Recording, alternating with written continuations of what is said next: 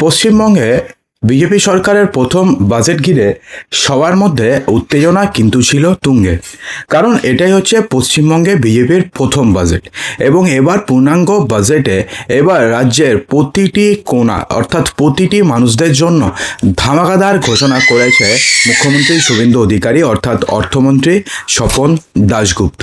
তো সেক্ষেত্রে তিনি কি ঘোষণা করেছেন, সাধারণ মানুষ বাজেটে কি পেতে চলেছেন, সমস্ত কিছু জানবো। সেজন্য ভিডিওটিকে সম্পূর্ণ অবশ্যই দেখতে থাকুন। দেখুন, বিজেপি সরকারের প্রথম রাজ্য বাজেটে নতুন জেলার ঘোষণা করেছেন অর্থমন্ত্রী স্বপন দাশগুপ্ত। এর মধ্যে থাকবে কলকাতা, বসিরহাট, জঙ্গিপুর, আরামবাগ এবং সুন্দরবন, 5টি নতুন জেলা তৈরি হচ্ছে। নতুন জেলা ছাড়াও হবে নতুন মহকুমা, নতুন ফায়ার ব্রিগেড স্টেশন। শুধুমাত্র কলকাতা নয়, রাজ্যে আরও 2টো জায়গায় চলবে মেট্রো। রাজ্য সরকারের বাজেটে ঘোষণা করা হয়েছে শিলিগুড়ি এবং আসানসোল দুর্গাপুর মেট্রো চালানোর প্রস্তাব পেশ করা হয়েছে। অর্থাৎ শুধুমাত্র যে কলকাতাতেই এবার থেকে মেট্রো চলবে তেমনটা আর হবে না। কলকাতা ছাড়াও এবার থেকে শিলিগুড়ি এবং আসানসোল দুর্গাপুরে এবার থেকে মেট্রো চালানো হবে, এই প্রস্তাব দেওয়া হয়েছে। অর্থাৎ আগামী 2 থেকে 3 বছরের মধ্যে আপনারা শিলিগুড়িতে মেট্রোতে চড়তে পারবেন। আসানসোল দুর্গাপুরে থাকলে সেখানেও আপনি মেট্রো চড়তে পারবেন। অর্থাৎ একটা দারুণ ঘোষণা করা হয়েছে, যেটা কেউ কল্পনা পর্যন্ত করতে পারেনি। বাজেটে প্রস্তাব দেওয়া হয়েছে যে 21 থেকে 45 বছর বয়সী যোগ্য শিক্ষিত বেকার যুবকদের মাসিক ভাতা দেওয়ার উদ্দেশ্যে অক্টোবর 2026 থেকে ভরসা কর্মসূচি চালু করা হবে। অর্থাৎ 21 থেকে 45 বছর বয়সী যারা শিক্ষিত যুবক রয়েছে তাদের মাসিক ভাতা দেওয়ার উদ্দেশ্যে অক্টোবর 2026 থেকে এই ভরসা কর্মসূচি চালু করা হবে। এই স্কিমে গ্র্যাজুয়েট বেকারদের জন্য, অর্থাৎ যারা গ্র্যাজুয়েট হবেন, অবশ্যই গ্র্যাজুয়েট হতে হবে, গ্র্যাজুয়েট বেকারদের জন্য মাসে 3000 টাকা করে দেওয়া হবে এবং অন্যদের জন্য যারা গ্র্যাজুয়েট নন তাদেরকে 2000 টাকা করে ভাতা দেওয়া হবে। এই কর্মসূচি যে সকল পরিবারের আয় বছরে 1 লক্ষ টাকার কম এবং যারা অন্য কোনো সামাজিক সুরক্ষা প্রকল্পের সুবিধা পাচ্ছেন না সেই সমস্ত পরিবারের প্রার্থীর জন্য প্রযোজ্য হবে। অর্থাৎ এক্ষেত্রে একটা প্রশ্ন কিন্তু থেকে যায় যে আপনাদের পরিবারে কেউ যদি অন্নপূর্ণা ভাণ্ডার যদি পায়, সেক্ষেত্রে যদি 3000 টাকা পায়, তাহলে কি আপনি এই 2000 টাকা কিংবা 3000 টাকা কি আপনি পাবেন? তার উত্তর হচ্ছে এখন পর্যন্ত যা বোঝা যাচ্ছে সেক্ষেত্রে যদি আপনার পরিবার অন্য কোনো সামাজিক সুরক্ষা প্রকল্পের যদি সুবিধা পায় তাহলে সেক্ষেত্রে আপনি, অর্থাৎ আপনাদের পরিবারে যদি কেউ গ্র্যাজুয়েট বেকার থাকে তিনি এই প্রকল্পের সুবিধা পাবেন না। ঠিক আছে, দেখুন স্পষ্ট বলা রয়েছে যারা অন্য কোনো সামাজিক সুরক্ষা প্রকল্পের সুবিধা পাচ্ছেন না সেই সমস্ত পরিবারের প্রার্থীর জন্য প্রযোজ্য হবে। তো এখন ব্যাপারটা হচ্ছে পরিবার বলতে পুরো পরিবারে যারা রয়েছে তাদেরকে বোঝানো হয়েছে নাকি ওই প্রার্থীকে বোঝানো হয়েছে যিনি ধরুন অন্নপূর্ণা ভাণ্ডারে টাকা পাচ্ছেন, তো তিনি তো 2টো টাকা একসঙ্গে পেতে পারেন না।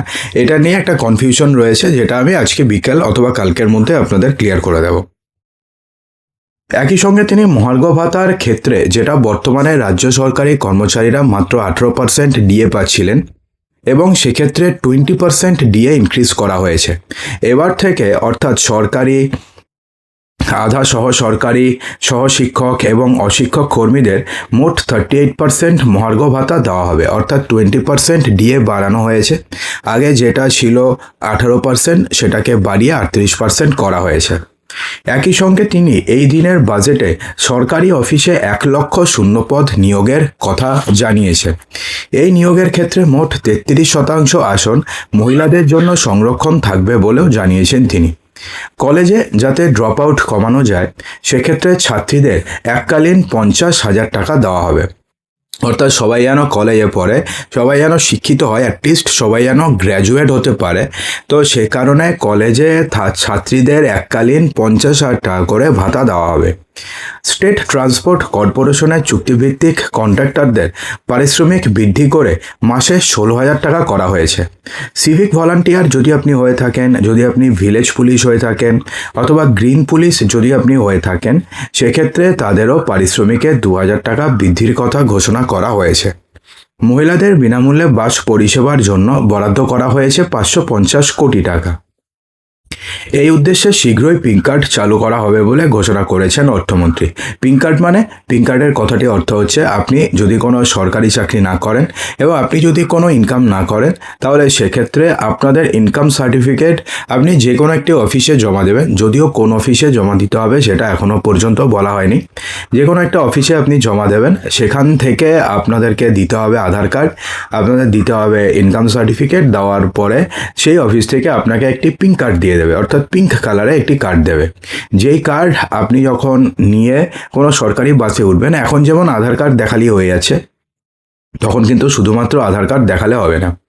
তো সেই পিঙ্ক কার্ড নিয়ে আপনি যখনই বাসে উঠবেন, তো সেক্ষেত্রে কন্ডাক্টর আপনাদের ভাড়া কাটবে, কিন্তু সেটা জিরো ভাড়া হবে, অর্থাৎ 0 টাকার একটা ভাড়ার যে টিকিট রয়েছে সেটা আপনাকে ধরিয়ে দেবে।